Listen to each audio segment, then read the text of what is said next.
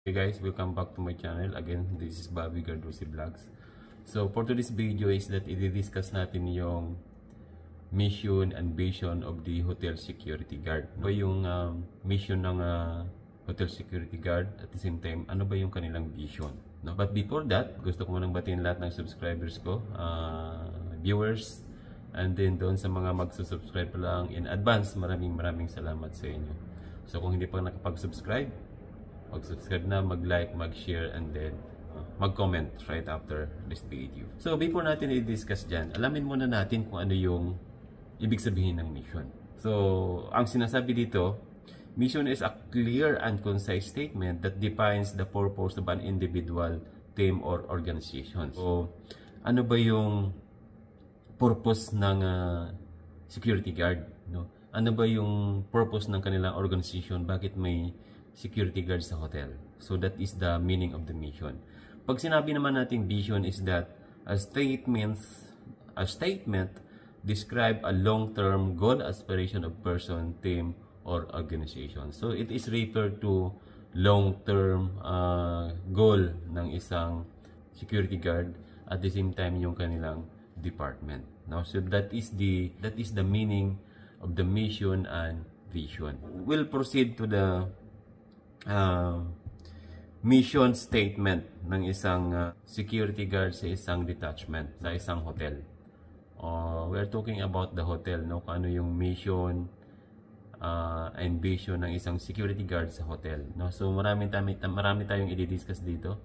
I-discuss din natin yung kung ano yung mission nila and vision sa mall, no? Sa bangko, yung mga naka-assign sa bangko, naka-assign sa mall.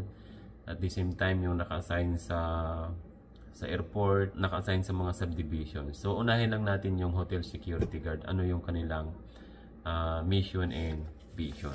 So, ang sinasabi dito sa manual na hinahawakan ko, no?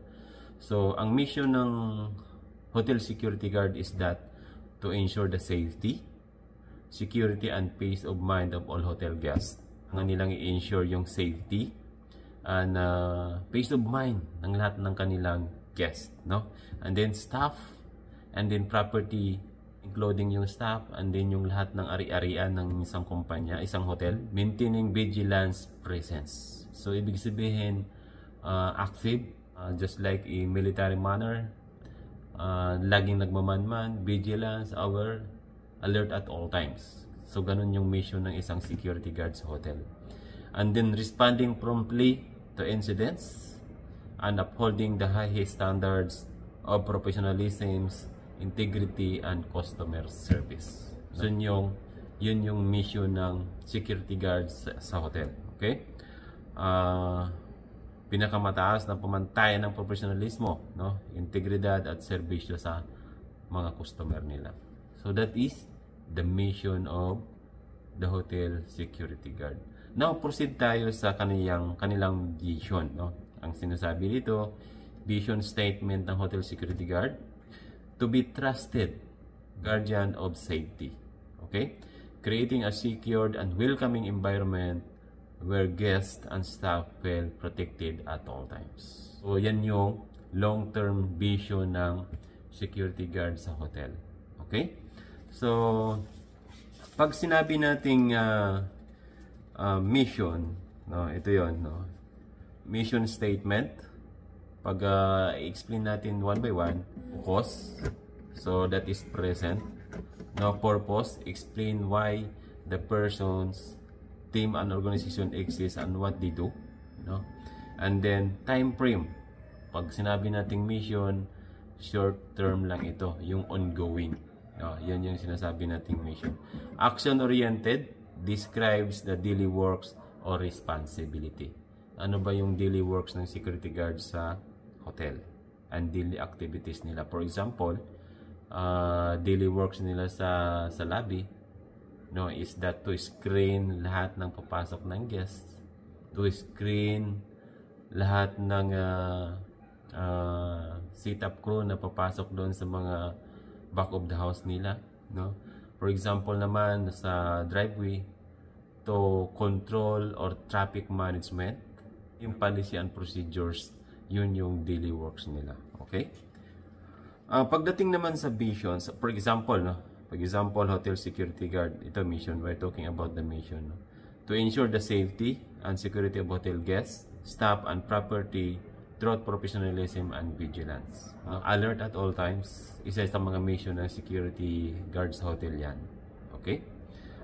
Security and safety of the guests, staff, ang lahat ng nasa loob ng hotel is the mission. Ang mission ng security guard is that to protect their lives and property. So yan yung mission ng security guard. Pagdating naman sa vision, sabi nating vision, focus, no, future, ibig sabihin on the future, no, yan yung vision nila. Ang purpose naman describes what the persons or organization wants to become or to achieve, no, to become or achieve. Ano ba yung gusto, ano ba yung goal, yung purpose. Time frame, no, long term. Pag sinabi nating mission, short term, vision is long term. Okay? Inspirational oriented, sinasabi dito, gives direction and motivation for the future. Kasi nga long term no?